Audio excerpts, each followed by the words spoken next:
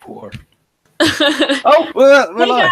guys, I'm here with Ben and Jonathan. We're going to, well, I guess mostly Jonathan's going to talk about this, but Ben and I will maybe chip in a little bit. And you guys are Or a lot. Yeah, or a lot. We'll see. But we're going to talk about the Enneagram Instincts. Even though you guys have been on my channel already, would you guys like to introduce yourself? Which one wants to go first?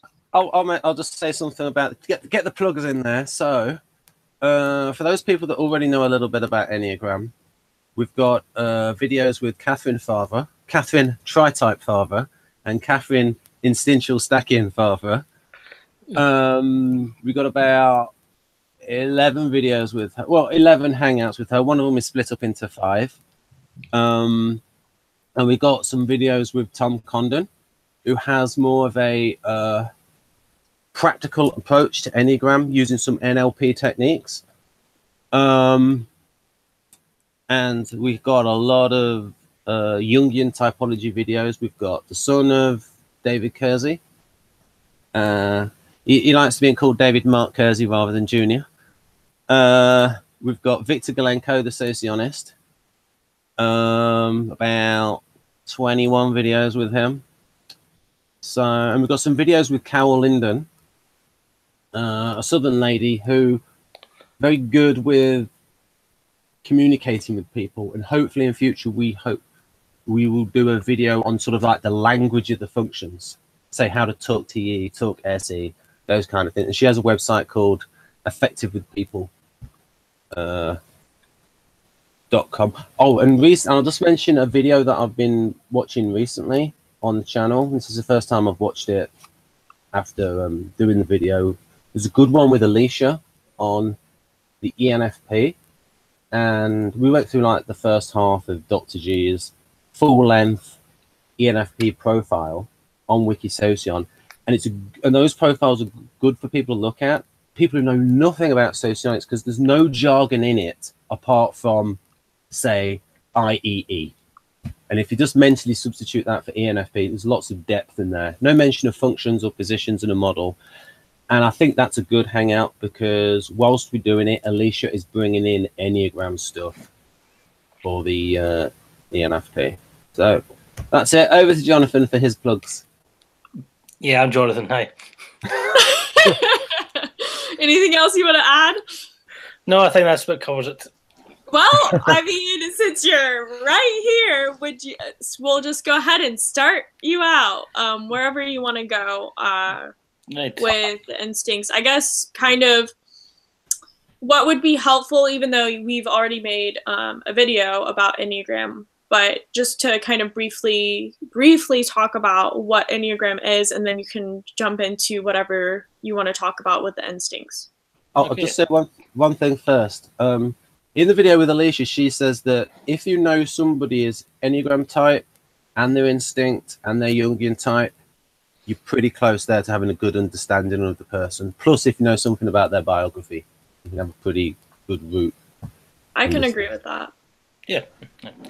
Okay, so basically how I approach typology is that you have a cognitive style and a conative style. So your cognitive style is the way you think, the way you judge and process the world. So that's your Jungian type.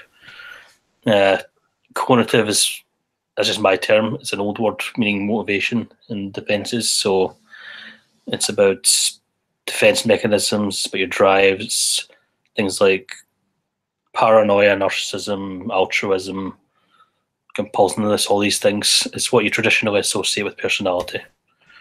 I'll just say one thing about conative.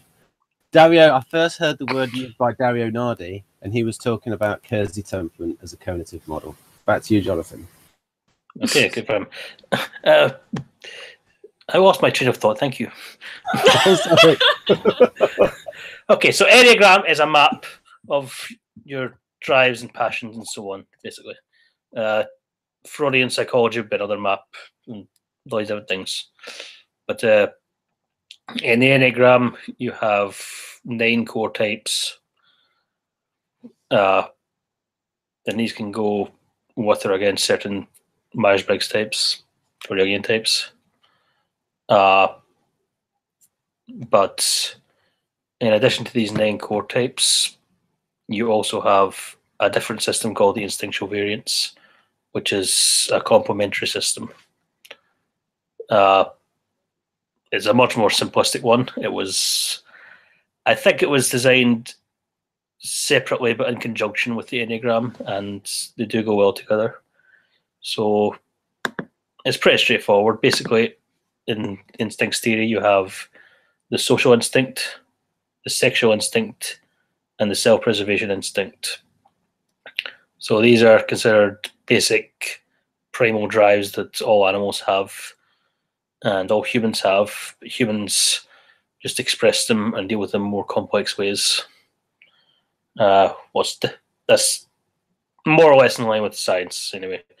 What's different about this theory is the idea that individuals will have all 3 instincts, but they will have them in a certain order of preference.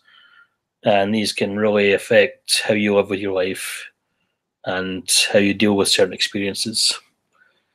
So, for example, if you are a self-preservation type, if you lead with self-preservation, then you are going to be focused on things like food, resources, job, career. Do I have my comfort? Something up. I'll just say one thing. Later on, we'll get into, it's not just the case of, say, in MBTI, where it's like, in the 4-function model, where it's like strongest, then next strongest, then next. There's a structure to the stacking. Not I just haven't the got. case of, I haven't got to that yet. Later. I know. I'm just giving a little warm up for the audience. Yeah. This is what it's like to deal with an NE type every single time. Every time I start to say something, he goes, "Oh." I think we should let Jonathan speak. I think you should let Jonathan speak too. Okay, I'm totally told off. But I'm used to this. But it's okay. Right. So the self-preservation instinct is about survival and well-being. Anything that could damage, endanger, or exploit the self is of concern. It's subtly on the self and your world. It's about desire for security, for well-being, and for essential needs such as food, comfort, safety, protection, and resources. So that's pretty straightforward. The social instinct is more about sense of belonging. It's about groups, communication, the herd instinct, the greater world, people, recognition, popularity, honor, status, social acceptance, all these things, like a focus on people in general, but perhaps especially your own group. It can also be a focus on the wider world. Do you belong? Do you not belong? Things like that. Social anxiety often relates to the social instinct, whether or not that's your instinct. It still is what's coming up there. And sorry, I'm reading from something, but it's froze. Hey, I've got something useful. I'll go on the graphics and Catherine. Which one are you talking about at the moment? Self-pres? No, I've done that. I'm on the social instinct now. But now I'm on the sexual instinct. Keep up, Ben. I'm being helpful here. This is organized. The sexual instinct is the last one. It's the desire for intimacy in one-to-one relationships. The focuses on your beloved intimate world. It's not just about romantic relationships. It's also about your favorite people. It could be like close friends or family, or perhaps objects of obsession even. But it's a focus on individuals and a focus on wanting to be with an individual all the time or as much as possible and merging with them. Primary desire for a mate is not the same as just being romantic. It's not quite the same as being love. It's a bit more selfish, a bit more personal. And about kind of intensity and passion, which all the instincts have, but there's a particular sexual energy in there, and if you're not focusing it on an individual or a mate, you might try and put it into something else, almost like a distraction, or as a way of diverting your energy.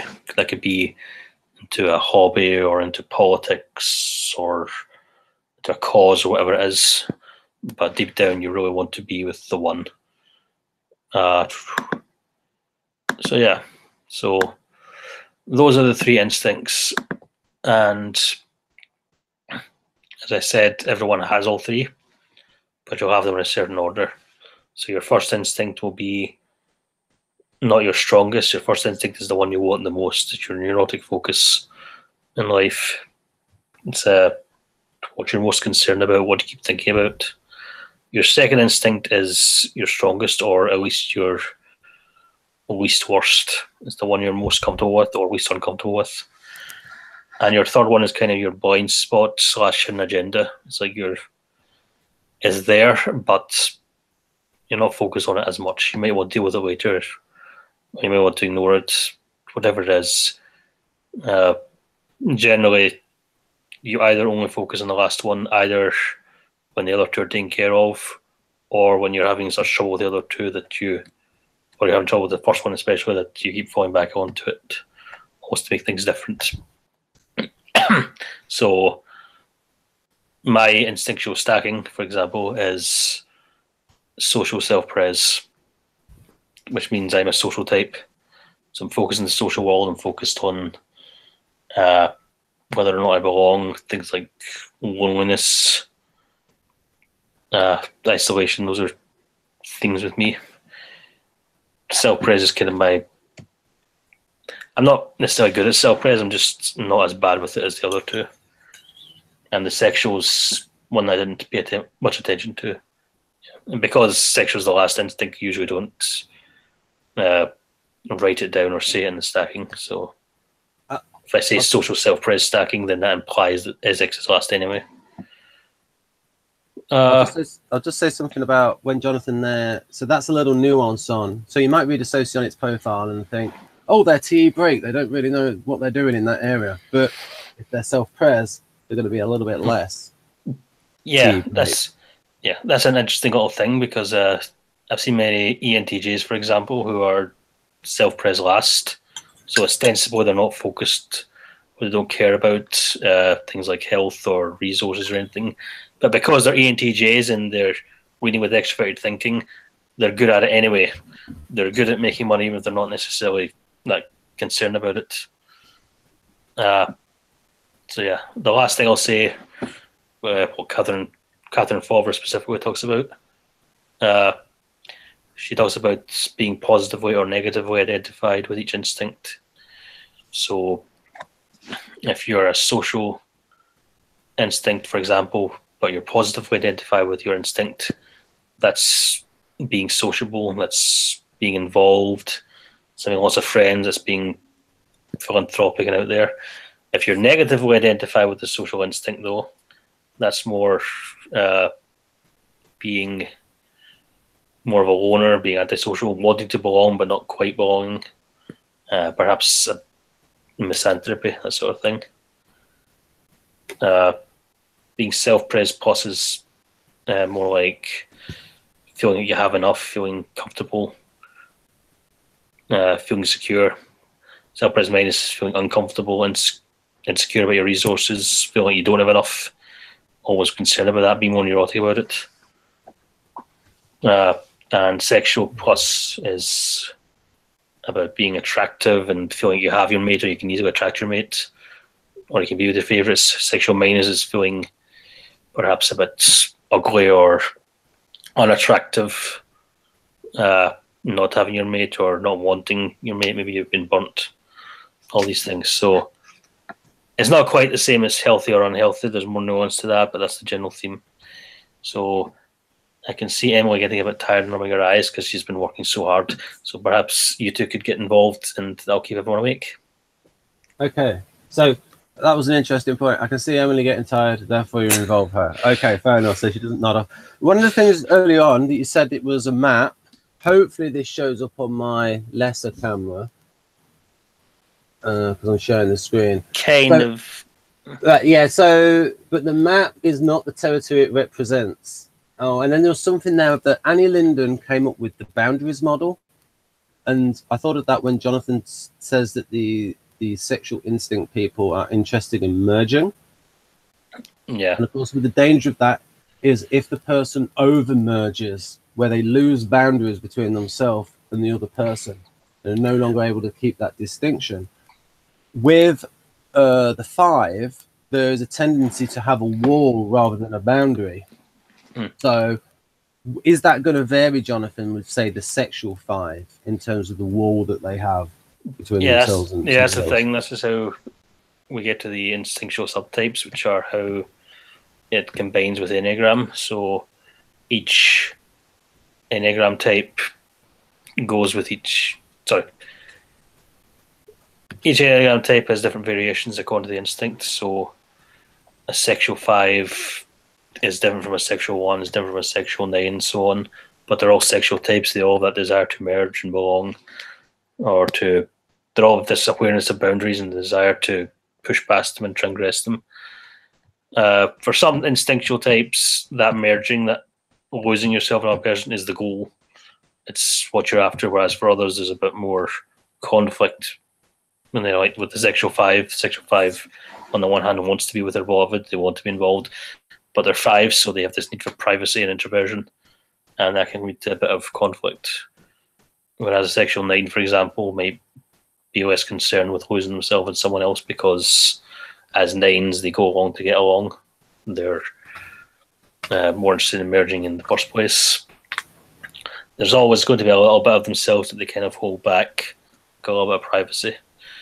But yeah, for example, Tom Condon gives a good example of the Type 9 as he visited this place in California, or he heard of this place in California where they had no fences, and it was essentially an open society, completely open, free society, or free community. But if you look very closely, the hedges were, and the way the gardens and the grass was cut and all that is kind of an invisible wall, like an invisible barrier. Like, there were no fences, but there were psychological fences there. So that, in a way, is what the 9 is like. That's like little markers of where my territory starts and finish. Yes, like ostensibly they're open, but there's always a little thing they're holding back. Yeah, so the sexual 9 would want to merge with the other person, but there will still be a certain stubbornness there that holds them back. Just a technical thing. I don't know if you clicked on my square, Emily, in order, because the one that you click on is the one that ends up in the resultant video. And if you let me know which one you want on screen. And again, these are probably the ones from Catherine where these are images selected by the actual people for the collage. And here you've got all 3 on screen. Yeah, so these are all sent in by a whole bunch of people, and then they were chosen at random to represent their instincts. But yeah, so any questions so far? When you said there about the sexual instinct, and I thought about, and you said there that the ones that want merging, I can imagine somebody that over merges with somebody and the relationship goes wrong. They're still going to have that preference there for a strong merge, but because they've been a little bit burnt in the past, they might end up having relationships where they hold themselves back a little bit. So that'd be a little example of the difference between a preference and someone's behavior. Yeah, or some might even swear off relationships entirely and try and do something else, but it's still, that's a sexual minus. That's still in the back of their head. They're still wanting that. Yeah, they might have the idea of the relationship. Yeah. Also, as I said, it's not necessarily about sexual relationships or romantic stuff. I would say the very first relationships you have are probably going to be with your parents and your immediate family. So your relationship with your individual members of your family might affect how you approach relationships in the future. Jonathan, how do you think that SX varies by, say, FI and FE? Then I'll let Emily in. That's something I haven't thought about enough. So, because FI is about a strong connection and rapport. Well, so FI is really more about your own feelings and emotions and values and stuff. So I think when FI is about strong connection, that's really FI with the sexual instinct. Right. That may be a bit more. Or that's interesting. Yeah, so when we look at Socionics definition, so do you think Socionics definition of FI is a little bit more sexual instinct? I suppose that's an interesting thought. Yeah, maybe. Well, I have one every now and then. So Emily, I think you wanted to say something. Well, I am a type 9 and I'm also a sexual instinct, so so maybe we could talk about in reverse order with the 9. What do you mean? Like instead of if we start with the 9s and then go through the different variants, and then we can finish with the best one. Yes. How? I mean, I can't believe that Emma was about to say something and then you found a way to get me to start talking again. Yeah, but about the 9. Oh, back to Emily. I'll shut up. Yeah, I think we should just mute Ben. Yeah. No, so what you said, I just want to note before, Jonathan, you can go, but kind of what you were talking about with the 9 and, like the positive and negative. Yes. Charges for the instincts. So I do think that I am a sexual. My first is sexual, and I think for the most part I do have a positive view, and maybe right now it's more negative because I don't know if you guys know, but I just got out of a relationship this past weekend. So I feel like basically what you said, the negative, well, not in the sense, I don't think, like, I'm not thinking, oh, I feel unattractive or something like that. I mean, right now I don't look the best, but it's more of, I don't really care to be with anybody right now in that way. Well, not like sexually in general, but like just in a relationship. Also, I think you're right about the 9s. I think that I do hold myself back a lot, but yeah, I'll let you speak, Jonathan. Yeah, well, being negatively identified with your instinct usually is about very early experiences, like in childhood and so on. What has been said about the sexual instinct is that if they're a positive sexual instinct gets burned when they're older, that can actually be a bit more. Sometimes that can be more devastating than if it's when they're younger, because the older ones not used to dealing with that sense of feeling a bit rejected or unattractive, whatever. I mean, depending how bad the breakup was. Usually with the sexual minus, whatever it is, it's about feeling unattractive when you cannot be with the people or the individuals you want to be with, and perhaps you never will. And depending on the subtype, that kind of, depending on the Enneagram type, what you define as attractive will be, for example, with the sexual 5, that could be attractive because of their intelligence, sexual 8 attractive because of their strength, sexual 2 because of their helpfulness, sexual 3 because they're successful, sexual 9 because they're peaceful, because they're harmonious, so on. So yeah, I'm rambling a bit. But... So do you want to talk about what Ben was talking about? I guess before we get into it, Ben, do you have anything to add before Jonathan talks about what you were saying, to go back in this? I think it's probably best if I'm quiet. Then I'll sort of like on average, I've not interrupted as much. But yeah, I think if we to put some meat on the bones, like if we go through each type, and sort of like show how they vary. Okay, so in brief, well, you can get up those accursed Nick Hilbrig things. Oh, so Jonathan, do you want to do it as, say, one particular Enneagram type and then go through the variations? Or do you want to do, say, all nine sexuals, all nine socials? Each Enneagram type. Okay. So you want those accursed Nick Helbig ones, or do you want these collages? I want the accursed Nick Hilbrig. Okay, then. Yeah, I don't like these graphics, but they're useful. Just for you.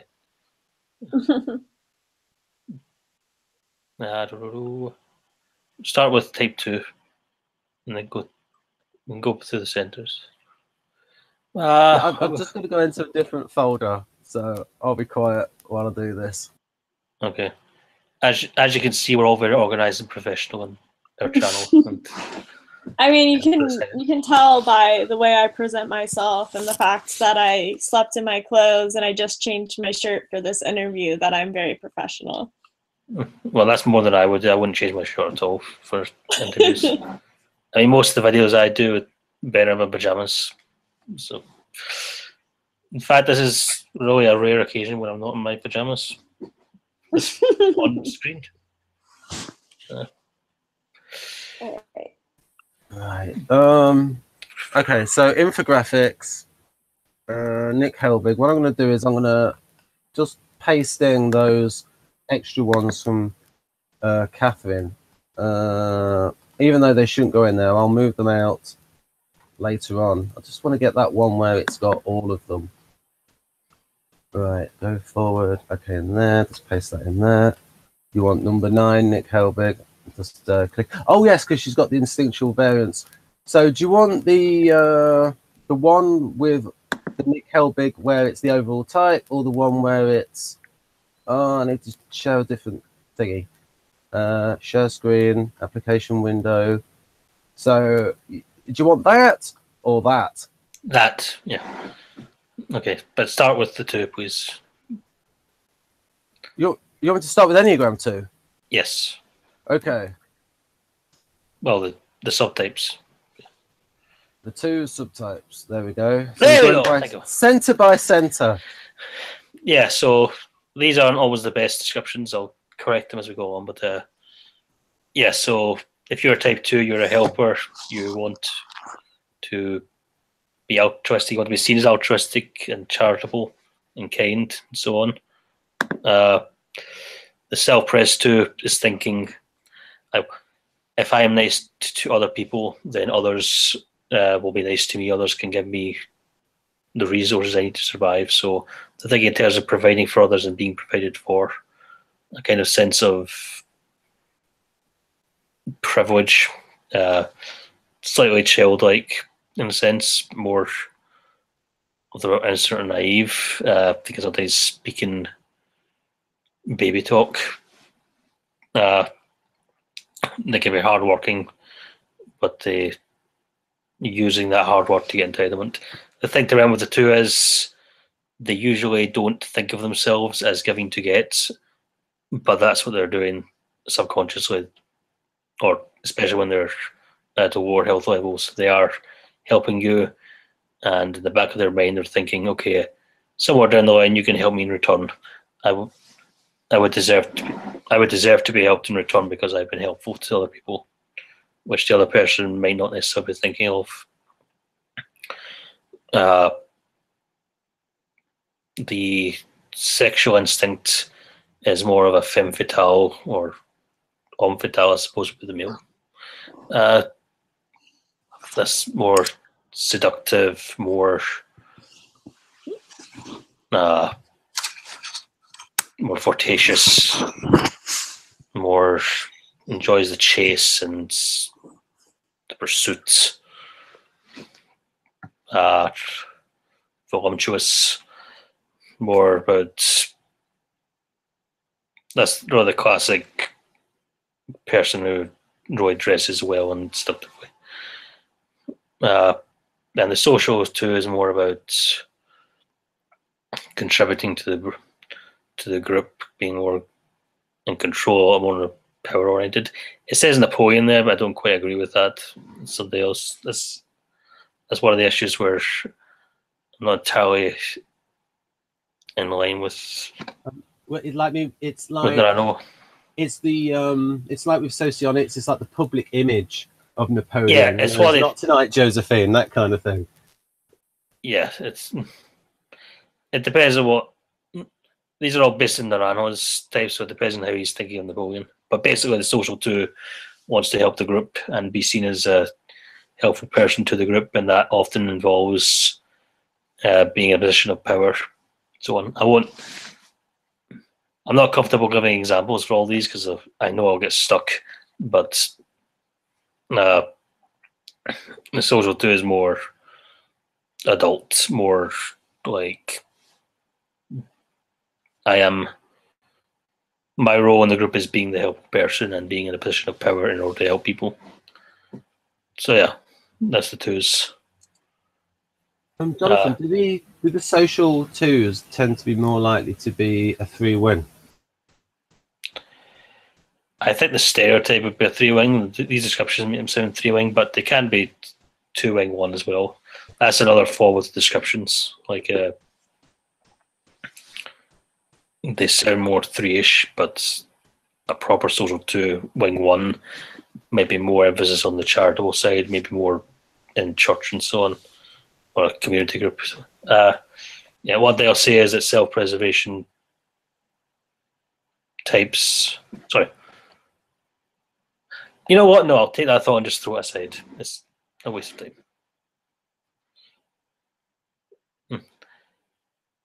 That's an example of control NE in the INFJ. Yeah, does anyone have any questions about instinctual twos, by the way? I don't have any right now. Mine is a little bit of a personal question. Jonathan, do we know any sexual twos? Yes.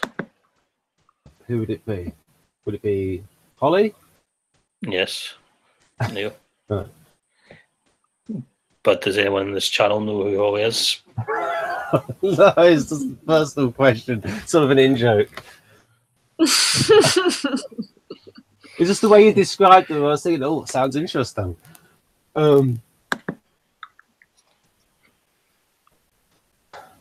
Yeah, so the threes. Yeah. One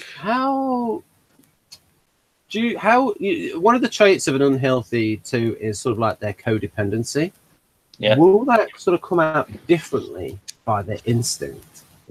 So, for example, an unhealthy sexual two, their codependency might be more towards the aspects of these sort of things. Is there a variance there? Yeah, that's more about wanting to be with someone and feeling he's rejected. The sexual two is perhaps the most aggressive two, in terms of there's a militancy to all the twos. The sexual two, as it says, the more the femme fatale. So if you can think of a woman scorned or a man scorned, I suppose, hell hath no fury sort of thing, when they're feeling rejected or when they feel like they're not getting in return. So their dependency is more like, I've done all this for you, I've done all these nice things for you, I've treated you well, and you're not giving me what I want, or I need to be with you, I need to belong, I need you to be with me, sort of thing. Whereas the self-pres two's dependency is more like, I need you to give things to me, I need you to serve me or give me gifts and so on. And the social two is more like dependent on the group, or on their status. Oh, pardon me. So yeah. I think we should move on to 3. Okay. That's what I'm subtly hinting at, yes. If the audience want to pause, that's the overall of the 2. Then we're going to go, that's the overall of the 3, and then these are the 3 variants. Okay, so yeah, this is a slightly flawed self-press 3, but self-press 3 is, the 3 wants to be successful and the 3 wants to have the image of success. So, for example, someone who is, don't yawn, it makes me yawn. The 3 is like that kid in school that really wants to know what grade they got and how well they did, or they really want people, they don't want the feedback that they're doing well and they're being successful and you love them, or that you like them and you see them as someone to be respected for their achievements or their image of achievements. So a lot of 3s are accused of bragging, but what 3s will say is that the reason they brag is because they want that feedback, they want that reassurance that they're doing well, and if they can't get it from others, they'll give it to themselves. So, for example, the person who stands in the mirror and tells themselves, "You're great, you're awesome, you're doing well." Yeah. So, if you're a self-press 3, you're thinking, well, if I'm successful, if I have this image of success, I will be secure, I will get the job, I'll get the resources of the stable career, I will have the nice house and the car and all that stuff. They don't have to be rich, but they definitely don't want to be poor. They can offer this morbid fear of growing broke. Self-press 3 is kind of like the professional person. This is the most hardworking 3. All 3s can be hardworking, but self-press 3 is really almost defined by hard work. I will get to that in a moment, Ben. Okay. Self-press 3 is like, you'll find them a lot in businesses, you might find them in civil service, you find them in sports as well among athletes, and you'll find them amongst first-generation immigrants and organizations.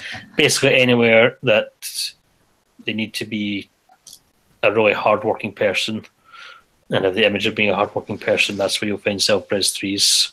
It's a very business-like 3, and they're a bit more, they're not as overtly vain or proud as other 3s. There's more of a quiet pride, like they want to be seen, but they don't want to have to draw attention to it. They want their work to stand on its own.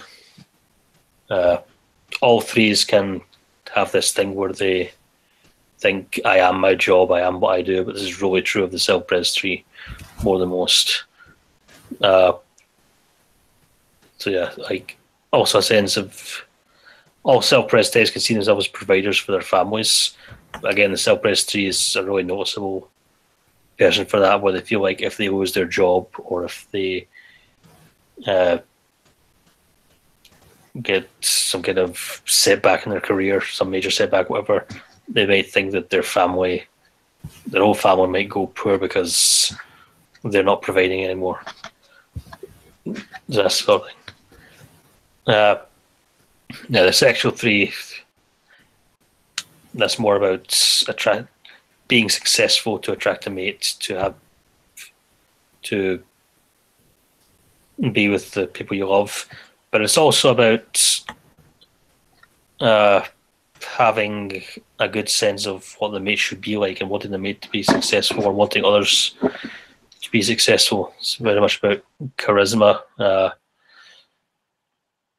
about kind of reshaping the other person to be who you want them to be, or knowing what makes other people successful. So you'll find a lot of sexual types as personality coaches. You'll especially find sexual 3 in that environment, oddly enough. It's very much a sense of, there's often a bit more warmth on the surface, at least, compared to other 3s. Very much the sense of I'm lost. Basically, as someone who associates being successful, have the image of success with attraction and rejection, and who wants their partner to be attractive and successful as well. So not necessarily drawing as much attention to themselves always, but wanting their partner to be successful and helping them do that, or helping other members of their family do that, and so on.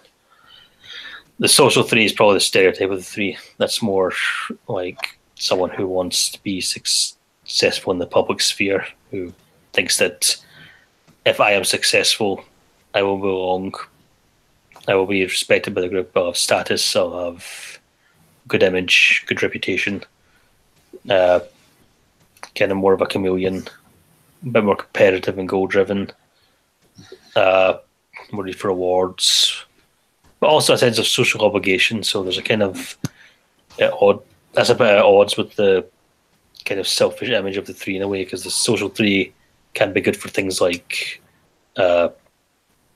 shout outs to charities and that sort of thing. Oprah Winfrey, I think she self-identifies as a 3 because she knows that, allegedly she knows the Enneagram and she's talked about it, and this would probably be her. She would probably a social sexual 3, perhaps, maybe a social zealous.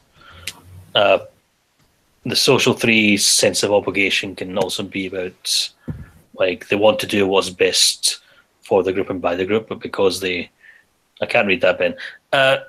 Countertypes. We forgot to mention countertypes, like which ones because of the instinct. I did not forget to mention them. I just decided to reject that. Okay. Because it's more complicated. So the social 3 can feel like I want to do what's best for the group, but because they want to be the best, they might think that they are what's best for the group. If they're in charge, or if they're high status, if they're an important person in the group, then they'll be in a position to make all the best decisions, all the most efficient decisions. So that's how the social 3 goes. Jonathan, have you got examples from, because you're a movie buff, any examples from movies or TV of various? Well, Tom Cruise is probably 3, and he almost always plays 3s of different sorts, so it's hard to put them down example. Bill Clinton's been given as an example of a 3. He's also been given an example of a 9 and a 7, so yeah. I think apparently if you look at his biography, when he's younger, he sounds more 9ish. But he would be the 379 tri-type, so he'd have those 3 in there. It could be an example of him being a 9, and Hillary kind of, or others pushing him to be successful. I mean, I think countertype would be a good thing to mention. Is like, this is the variant that's less. Yeah, but the problem with countertype is it might not be true. Ah, right, okay. Depends on who you're asking.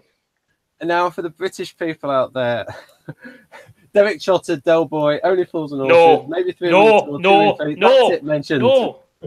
No. Ignore everything that man says. If you ever understand what he's saying, ignore it. I'll get to that. The character you're talking about is a self-pres 7. Do not confuse the two. Self-pres 3 is, in fact, all the 3s have a very sleek image. They're a very fashionable image. They're very fashion conscious. Or at least they know how to look good and dress well. Like all of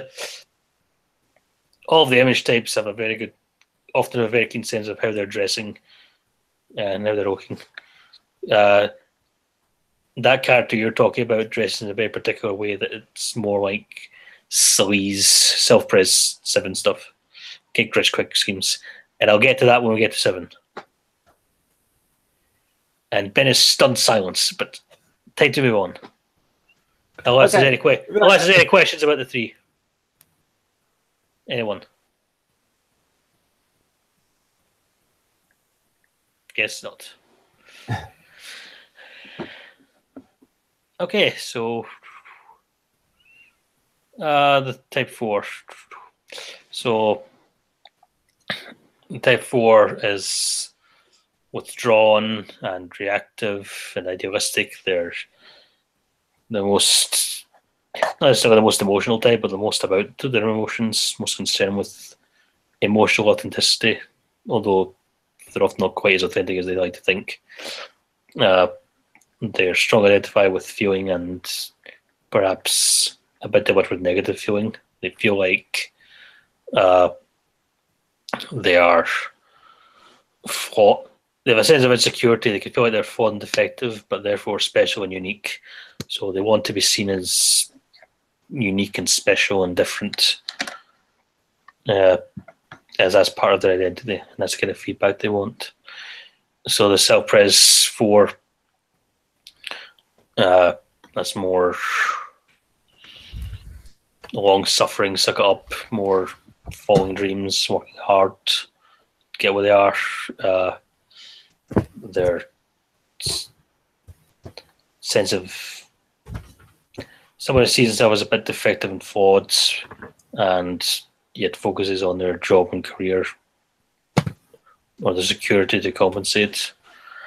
A bit more, their sense of specialness is their ability to be tenacious and to endure things, to work hard. Not necessarily the most obvious 4, but certainly someone who's thinking for things. You can see this. So the 4 can be kind of, if they're not artists, they're almost always artistic, and they have a strong artistic streak. The self-pres 4 might say that's if they can't be a professional artist of some shape or musician or whatever, they may try and pursue an actual professional career, like a boring office job, while having these artistic things on the side, because they're security focused, so there's a bit more at odds there. The sexual 4 is the most controversial 4. It's shameless, aggressive, a sense of superiority, but stemming from a inferiority complex as usual. Very emotional, very competitive,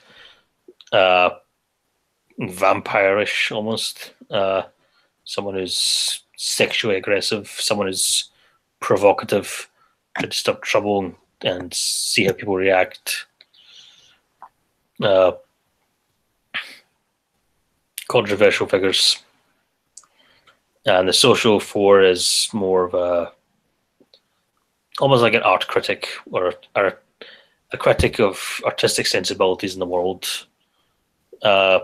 More overtly shameful. All 4s of shame, but this is the 4 that can wear a bit of shame in their sleeve. Their shame's a bit more obvious.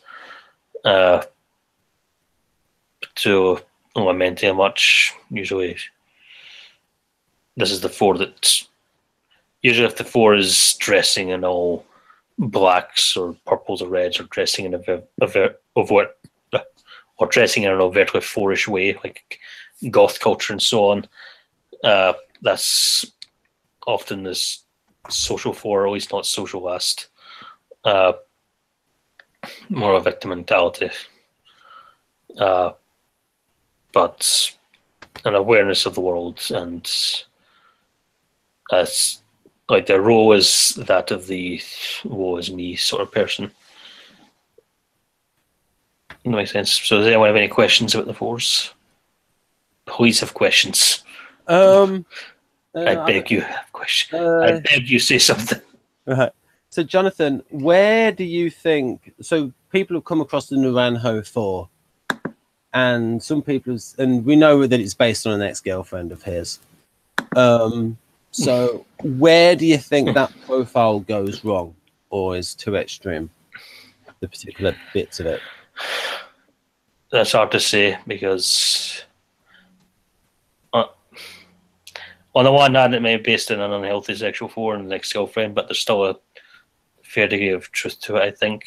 It's hard to think of examples, because some of the examples I had in my head have been said to be other types. So, are they more? Is it more likely to be a certain? Oh, it's a bit cheeky to say. Is it more likely to be a certain Jungian type over another? Because that Jungian type might feel bad.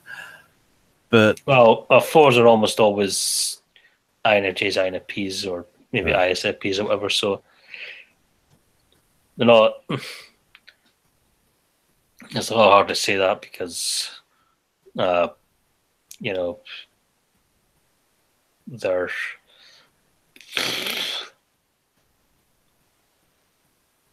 There's only a handful of types the four's likely to be in the first place.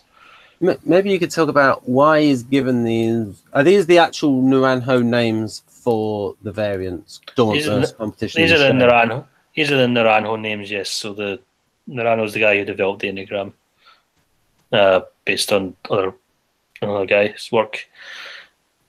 Whether they're in line with what other Enneagram teachers and researchers would say now is another story. But these are the core ideas.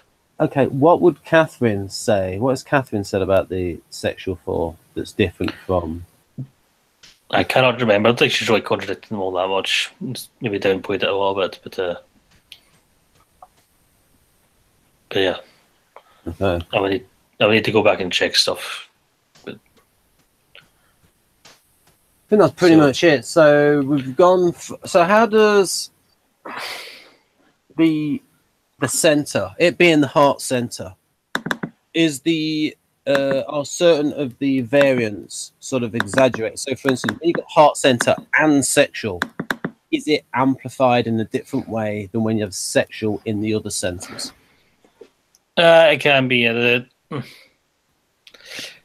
It's more accurate to say that the 4 in particular is confused with the sexual instincts. So some 4 think they're sexual, even if they're not, just because they're 4s. And you can get that with sexual 5s. Might think 4-wing 5. Yeah. Because of is that. Emily still here? Is she awake? She's very dark. I can barely. Oh, there you are. Oh, she's back. She maybe have a special setting that I don't have access to. Yeah. I'm just every now and then checking in on you since you're the host and since you're falling asleep. No, I'm here. I think we should probably, just because to go over things, I think we should try to, I think you're doing a great job, Jonathan, of describing them, but just going over it maybe quicker. Like do you know what I'm saying? Yeah, how much time do you have left? Well, because it's 9:05 right now. I have an interview at 10, so yeah. Right. Yeah. And we don't want to, I mean, we're going to need to have some time to, need to have some time to set that one up as well. But yeah. Okay. So just, yeah. So, I mean, okay, so self-pressed 5s are more, well, the 5s are more withdrawn, competent, rational, introverted, like, no, introverts are 5s, but all 5s are introverted. Self-pressed 5 is thinking about needing alone time in their own home, in their own castle, their own private place. It's the most withdrawn type. It's the most, again, it can be kind of hard-working type. When they're unhealthy, they're a bit more Scrooge-like Scrooge is considered a self-pressed 5 by some. But they're 5 also want to be independent, so this is the most independent 5 of all. This is the type that really wants to be able to survive on their own. The sexual 5 is thinking slightly more 4-like, a bit more emotional. They're thinking more about attracting people with their intelligence, idolizing their partner, fantasies about it. Because they're 5s, they're often this push-pull quality where they want to be with someone, but they want their own time. And so some can be kind of voyeurs without really getting close to anyone. Others can get married and then have trouble because they're spending so much time with themselves and wanting to be with someone but wanting to be alone. The social 5 is more like someone I would like to see either as the group expert or as being friends with other experts. More of a passion for knowledge, ultimate meaning, likes to share ideas. Often has a problem where all their friends are based on common interests rather than getting to know people on a personal level. But yeah, that's a quick overview of the 5s. Yeah, Jonathan thinks I resemble social 5. Now 6. Yeah, the self-pressed 6 See, that's called warmth, but self-pressed sixes don't always present as warm. That's usually depending on try time and stuff. Self-pressed sixes, well, the six is about security and anxiety, having anxiety and being a troubleshooter and loyalty and so on. Self-pressed six is usually someone who wants like alliances and wants groups of people to be safe with. They're a lot more greyish at times, morally greyish compared to the other sixes. Their thinking is more of if they have a network of people they can depend upon, then they can be have people there to help them with resources and having a home and career and stuff. Some self-pressed days are more career focused, others are more family focused, but whatever it is, there's a sense and security in the home and a fear of not having those things, a difficulty of surviving on your own. The sexual six is the counterphobic six usually. Six can be phobic or counterphobic, but the sexual six is almost always counterphobic. It's someone who's a lot more anti-authority, a bit more aggressive. It's almost like they're projecting their fears onto others and being the sort of person that they would be attracted to. So even if sixes are devoted to authority, they will have this underlying anti-authority streak about them. So the sexual six presents as an anti-authority person or as someone who is against danger, someone who's acting brave, not necessarily being brave, but acting brave, possibly knee-jerk reactions, talking tough while kind of secretly being afraid, overcoming fear by attacking it, overcoming anxieties by going against them, so on. The social six is... Sorry, are all counterphobic six sexual? No, but sexual sixes are usually counterphobic six. Right. No. Well, that's yes and no. Damn it, Ben, we're trying to go through this fast. The social six is more about finding security in a group. It's more dutiful, so there's a bit more intellectual.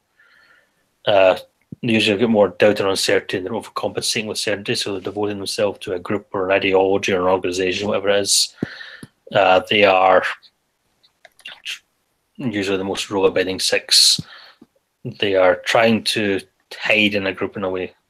Like they can be over-identified with their social role and in the safety of being invisible within a group and of representing the interests of a group or groups. So yeah, that's six. Right. Just 20 seconds. So Jonathan knows more about Enneagram. I know more about Only Fools and Horses. There you go. Fake businesses in Paris. There's 20 seconds on this. There's a little car. There's all of the magazines. All of the magazines. The big Only Fools and Horses A to Z. And most of the scripts of it, apart from the last 3 specials. Right then, over to Jonathan, and I'm going to put the 7 up. Right. There we go. We can go quickly. Oh, damn it, Ben.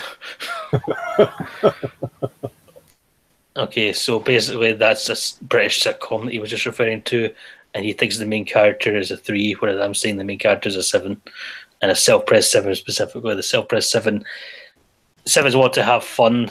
They're idealistic. They're assertive. They're positive. They're upbeat. They're always looking the bright side, rosy-eyed, looking for opportunities. Self-pressed 7 is the most opportunistic 7. They're things like they want to have fun, but they also want to have the money to have fun, and they're often the most materialistic 7. So it's the realm of get-rich-quick schemes, of parties, of pleasure, of things like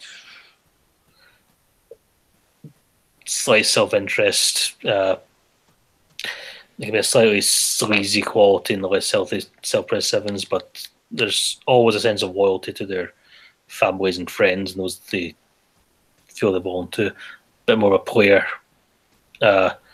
more of a deal maker sort of thing. Someone who's really concerned with either having enough money to have. Someone who's either concerned with working hard to play hard, or who thinks that they should just screw it and go out and have fun every day because love today, die tomorrow. The sexual 7 is more idealistic, more living in fantasy, more monkey mind. It says loyalty of the snake, but that's more of a less healthy sexual 7. This is, again, how these things are a bit biased. A little bit more enthusiastic, desire to embellish reality. It says gullible, but again, that's a bit biased. Imagining stuff, they're idealizing their mates and they're wanting to have fun with their mates, but then they might get scared if they get too close to someone, and they might not feel so secure in the relationship. The social 7 is kind of an unusual 7. It's a bit more fast talking, a bit more martyrdom. It's more their desire to have fun is at odds with their sense of social obligation. So they often have this sense that they want what's best for the group. They want the group and the community to be taken care of, so they don't have to feel guilty about going off and doing their own thing. So there can be a slightly selfish desire to, a selfish reason for helping people. But usually this is very often a group leader sort of person, someone who gets people involved and wants everyone to have fun and feels that they're making sacrifices for everyone to have fun, and get a bit annoyed if people are not having as much fun or enjoying themselves as much as they were trying to help them be. So yeah, 7s. Okay, so the 8, the self-pres 8. The 8 is the toughest type. The 8 is the aggressive, or assertive, reactive, kind of power-seeking type, strong-willed type. Self-pres 8 is thinking, I have to be strong in order to survive or prosper. They can be powerful businessman in the one end or survivalists on the other. Very independent, very much someone who feels like people have to stand on their own 2 feet. If they're have family or friends, they might try and get them to toughen up. They'll protect them, but they'll want them to be able to survive on their own as well. Probably the most selfish 8 of stereotypically. Someone is really about their sense of strength and invincibility. Road is about independence. I've just beat myself. The sexual 8. The sexual 8 is a kind of odds with this description here. The real sexual 8s are kind of like silk-haired steel. They're kind of cool, calm, and collected. They're thinking, I have to be strong to get my favourite and get a mate. They're more concerned with loyalty than the other 8s. Like all 8s are concerned with loyalty, but their sexual 8's a bit more concerned. There's a bit more emotional, say, a bit more provocative, a bit more rebellious. It says overtly anti-intellectual, but I do not find that to be true at all. Sexual 8s can be very intelligent. It's just, I think it means more that they're more action-oriented. The more of all the 8s, they're more inclined to be doing stuff than just thinking about it. But they can be very intelligent anyway. And their mate is often the one person they feel they can be vulnerable with. And even then, there's still a certain holding back. And the social 8s, that's friendship, loyalty again, testing alliances, supporting someone or being against them. Can be rebellious. This is someone who sees himself as the group protector, or as the big leader. Think of the low side of this would be things like gangs and sex and stuff, but the high side is someone who's very protective of their group and their people, who's fighting for the rights of the underdog, but doesn't see themselves as the underdog. Someone who's a strong person who is perhaps a bit too loud, a bit too much, but has their heart in the right place and is trying to make sure everyone's protected and safe and taken care of. Jonathan, will the levels of health vary by instinct? Yes. Okay. That's the future hangout. Oh god, that would take forever. Yeah. So, time to move on to the 9s? Yes. All right, so the self-pres 9. 9 is adaptive. 9 is withdrawn and positive. Withdrawn in the sense of being emotionally and mentally withdrawn, but physically present. So they're there, but they're not there. You know what I mean? The self-pres 9 really wants, more than most 9s, they like their routines, they like their material comforts. They like to be in bed at a certain hour. They like to have their own time and place.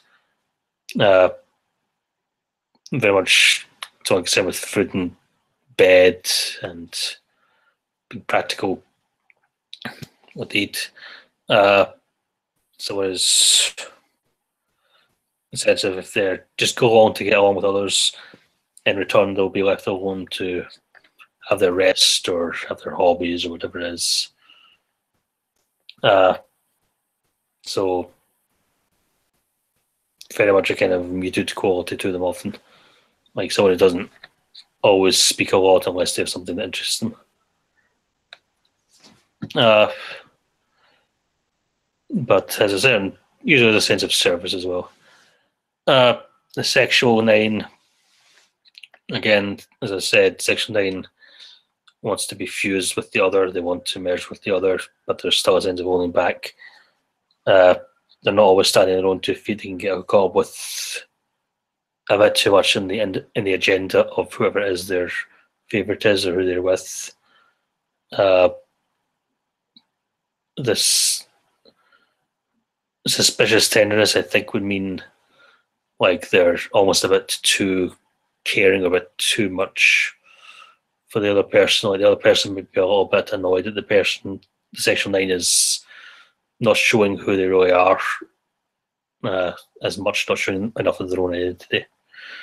So there's with 3, 6, and 9, but especially with the 9, there's a sense of who are you, what are you really about, do you have your own sense of self, so on. The social 9 is a bit more surprising 9, a bit more strong-willed, a bit more of a leader often, because they're good mediators and they're good at seeing different points of view more than most 9s, and they're good at getting people together. A bit less selfish, more sacrificing, more likely to get caught up in someone else's political agenda or social agenda. Unflappable usually presents as quite warm and friendly, but like all 9s, if they're pushed too far, they can have a bit of a temper.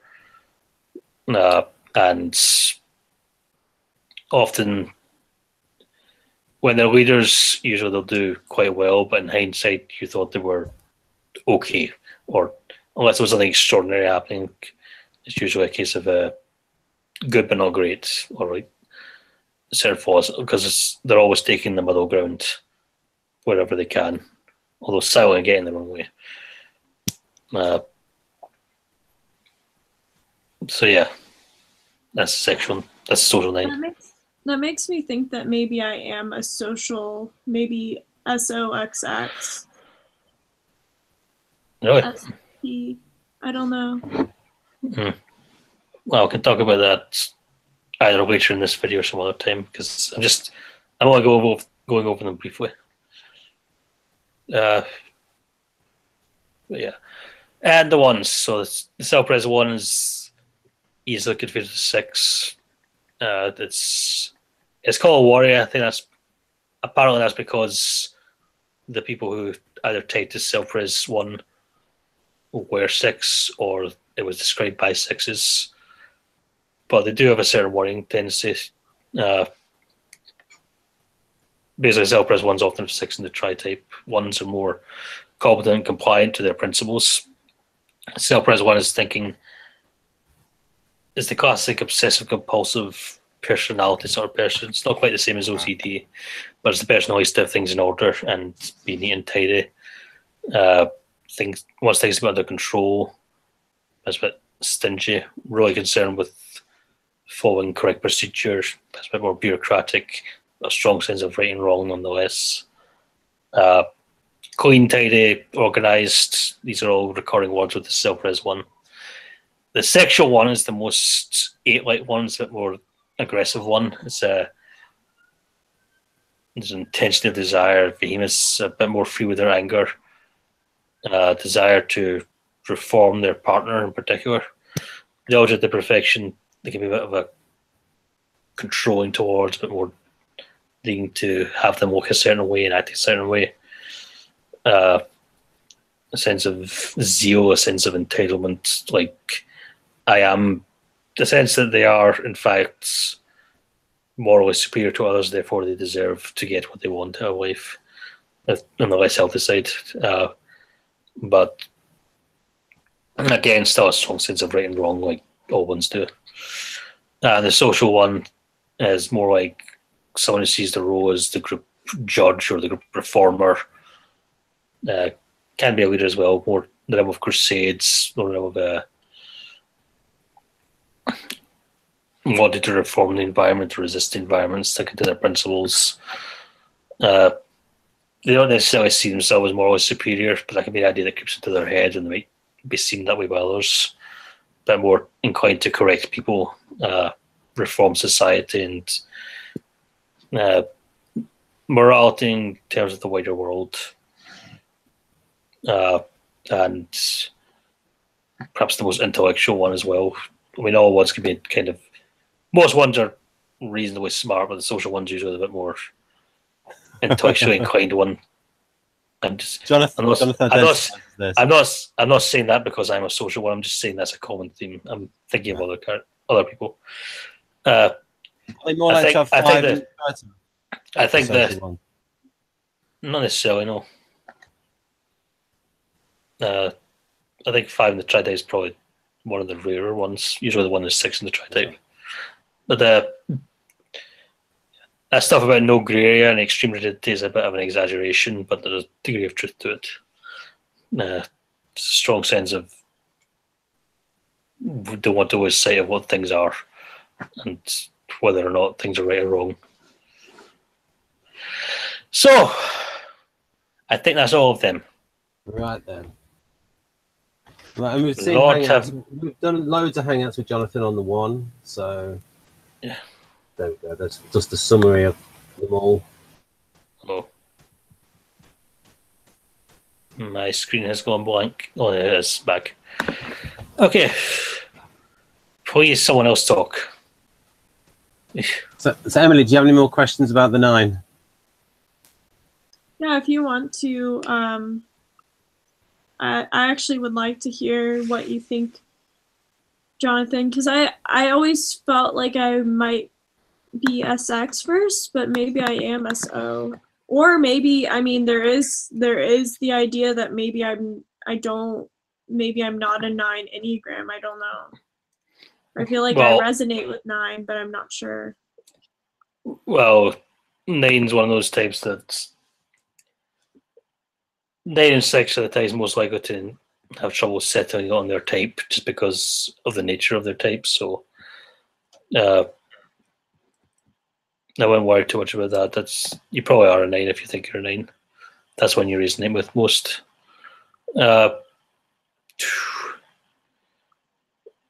The sexual social 9 is more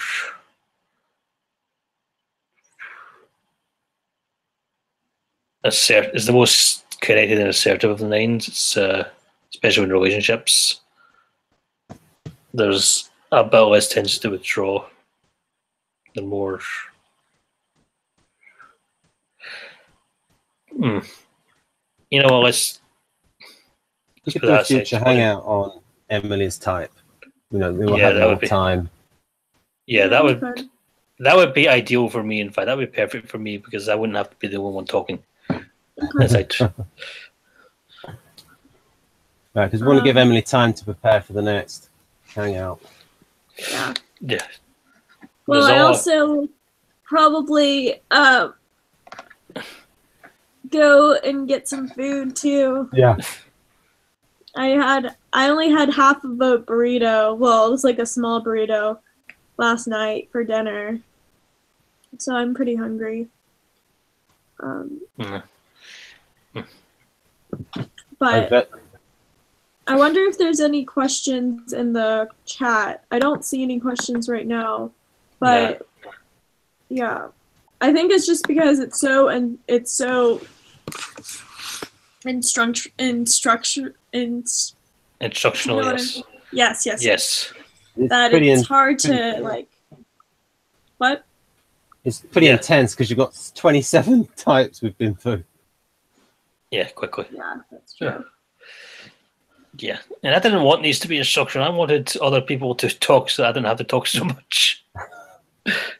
Well, we can definitely have hangouts in the future where where it's not like that. But I just feel like for people, especially, well, I mean, specifically about this channel in general, not everybody knows about Enneagram. So yeah, fair enough. I think it's good. And now that we've talked about what we have, or should we say, Jonathan, you've talked about what you have, I feel like going forward, we would be able to have maybe a more fluid conversation. Thank God. Yeah, and also by making it on you, Emily, then, well, a lot of the audience, well, they're interested in you, so it's more focused on you and there's more personal examples and it's easier to understand and more interesting. Yeah. Well, I mean, it's up to you guys. Do you have anything to add? If not, I think I should probably like realign. Yeah, you need to do some self-pres things and some technical things. Yeah, I had to be going shortly as well, so. Right, yeah, he's got a movie. So, Emily, is it okay if I take little bits of this and put them on my channel, like when Jonathan's talking about? I don't think you should. I don't think you should because I don't think I was doing the best job. Okay, fair enough, Jonathan. I won't. I will bow to your perfectionism. Well, oh my gosh. I mean, yeah. So, well, I was about to say, like, if you wanted to, you could, but I also understand, Jonathan, if you don't want to have that. Yeah, I will. Seriously, I'll bow to Jonathan's wishes because I know his perfection. You can do it if you want, I suppose, but it's not. Just put a disclaimer saying Jonathan thinks these aren't the best. Yeah, I won't do it. I won't do it. I won't do it. Anyway, so we can wind this up because Emily seriously has to prepare for another hangout and do self-pres stuff. Yeah. Such as eat. Yeah. I went to bed pretty late last night because I did an interview. Well, late for me. I am a morning person, but if I don't get sleep, it also isn't the best. Yeah, I'm just trying to think where I may end up doing this next interview somewhere else, like at a coffee shop or something. So we'll see. Yeah. So,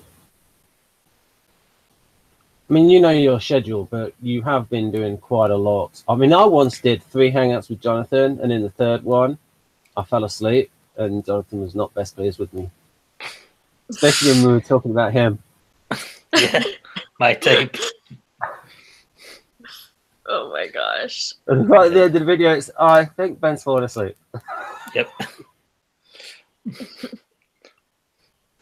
And it was, yeah, you're right, Jonathan, about hand in this. So that can happen if you have.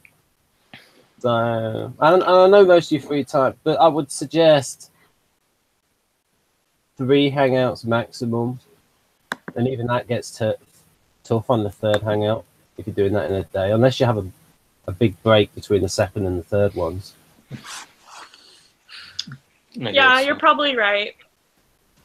You guys are probably right. I mean, I know that just from the 2 last night and then the 2 today that I've had so far, including this one. I do feel tired. Also, the day before, I was doing an interview with the Awakened INFJ or Jonas, and our hangout went for over 3 hours. It was like 3 hours and 40 something minutes. And then we still talked for another 2 hours after that. Wow. Yeah. That's So. getting long even by my standards. And I would imagine also for people who resemble INFJ, they will need to have that introverting time. Yeah. Yeah. I mean, I would jump off a building if I was faced with that. He wants to hang out. I think it was like his first one though that he did with me and Wojtek. That was over 3 hours. But usually he. I think I joined halfway through that. That wasn't so much. Yeah, I mean, I am. Well, I definitely think that it is good to have time to do self-preservation stuff and all that stuff.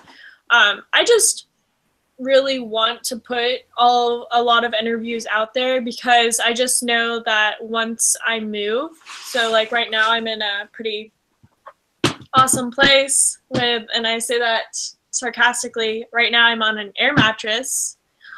But when I move into the new house, I'm not going to have as much time to do interviews because I'm going to be focusing on other types of videos. I still want to do interviews and like hangouts, and maybe like for us, we can do hangouts. We'll schedule that whenever. But the other interviews, I really want to try to do that now versus later, if that makes sense.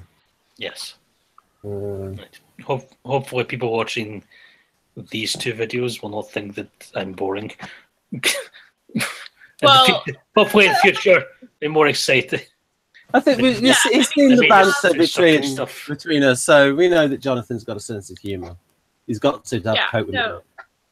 Well, I don't think you're boring, Jonathan, but thank you. The thing is, well, also, I mean, apart from like these hangout interviews, or I mean not interviews, but like hangout discussions, or should I say more like a lecture, but or you know, just an educational source. I think these will be good for people to look on in the future. I know that this kind of video isn't like, for example, 5 people are watching. It's not a lot of people, as opposed to some of the interviews. But I think later on when people want to look at Enneagram or something or talk about that stuff. But that being said, I would love to actually interview you guys individually if you would want to do that. Yes, I'd be fine with that. Ben seems terrified, but I'd be fine with it. Yeah, well, you know.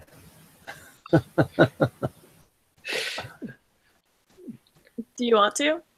Yeah, I'll be all right. So it's mainly on not so much me, but like what I think about typology. Okay. Yeah. What about you, Jonathan? I'm fine with being interviewed. Yes. Okay. It might be. We did a good one on our channel about faith, so I think getting into a little bit of the faith aspect with Jonathan is because I always think that's interesting with E1s because I sort of think, well, how much is from the person and how much is from their faith, and how much is there an intermingle and interplay. Anyway. All right. Well, I mean, even though I've been tired, I was paying attention. Even when my screen was black, I just didn't want to look. Yeah, what happened from that, from a technical point of view, with the screen going black? I am a wizard. Pardon? I have special powers. Yeah, I was wondering because I'm looking for that feature.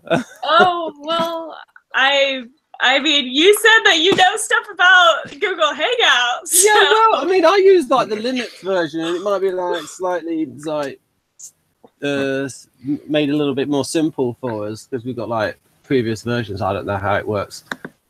I don't know, but I know the thing about me is I know more about things than I let on. I just let people talk and do what they want. I've noticed from your chat that you're doing all these videos, but your fans are also watching the videos, and that's why there's so few people watching because they need sleep as much as you do. They've all went to bed because you were talking too much. Yeah, I mean, well, I'm doing these right now. Even this right now is just for. I'm not thinking, oh, I want to get some views or something. I mean, that would be nice, especially for you guys to get people to come to Ben's channel and like, but I think it's more of a resource for later, for people to look on later. Yeah. Yeah. We try to, it's a combination of, we do what we find interesting, but also think that based on the feedback we've had, that it is sort of like a niche there for people who want stuff in depth. Like if they want to know about, and yes, they're long with when I do the Socionics videos, but I feel that we cover it in enough depth that people will understand it if they get all the way through. We're not sort of making it short, but not explaining stuff. Then it's too compressed. And then it's like, well, people could only understand it if they already know Socionics. And then that's a very small base. Yeah. Well, anyway, I need to be going in about 20 minutes. Yeah, so that we and run Emily this needs off. to prepare for the next hangout or do it in a cafe, and that might be a good idea. All right, So- well, it's been an absolute pleasure talking to you guys. We're more like Jonathan. Thank you, Jonathan. I know that that's a big feat. But yeah, we're going to do stuff in the future. I hope people are able to get stuff out of these, because they are, even though they may be more dry than like, oh, kind of like what you were saying, Ben, but it's, I think it's important if you really want to understand things. But yeah, so I hope you guys have a great day, and I hope everybody that's watching has a great day. Would you guys like to say anything before we end this? Yeah, I'll just say that I've probably interrupted too much in this hangout, and this is something which happens to me when I've had less sleep than I'd like. It's like my FI goes a little bit weird. I sort of like transition of a little. Okay. So I'm sorry about that. I forgive you. I'm patting your head in the laptop. Okay. No, there's enough target there, isn't there? All right. What about you, Jonathan? I'm exhausted. So nice. We're Nice all talking. tired. Yeah. Yes. Yay. Well, my day just began, so. You're going to do more and How's more. We don't want you Mate. burning out, Emily. I'm not going to. Because then you'll do that video, why I'm going off Facebook, and why I'm going off YouTube. See you in the folks. Yeah. See, because I'm an INFJ and Emily's tired, that's making me tired. Yeah. That's my excuse. That's my story I'm sticking to. Yeah, blame everything on me, right, Jonathan? Damn right. Just joking. But yeah, no, I actually am a little bit more hyper now. I just need to prepare. But yeah, no, I mean, I guess I see what I'm doing, and I'm just going to take a break later. But yeah, so I hope you guys are all having an amazing day again. And bye, everybody. Bye. Would you like to say bye? Ta-da. Bye. Bye, folks.